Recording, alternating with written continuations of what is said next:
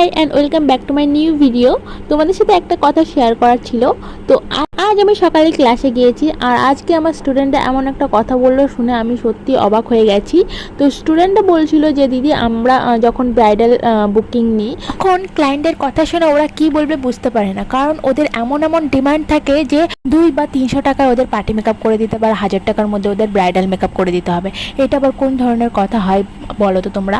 কারণ একটা মেকআপের দাম যা বাড়ছে, আজ থেকে 3-4 বছর আগের মেকআপের যে প্রোডাক্টের যে দাম 300-400 টাকা, এখন সেই প্রোডাক্টের দাম হয়েছে 700-800 টাকায়। তো তাই বলো যে সবকটা প্রোডাক্ট যদি তোমার ফেসে ইউজ করা হয় তাহলে কত দামের প্রোডাক্ট ইউজ করা হচ্ছে, আর সেখানে 200 টাকা 300 টাকায় কী করে পার্টি মেকআপ করা যায়, আর 1000 টাকার মধ্যে কি করে ব্রাইডাল মেকআপ করা যায় বলো? তোমরাই বলো প্লিজ। এইসব এখন বন্ধ হোক, আর মেকআপে এখন এত বার্গেনিং করো না তোমরা কেউ।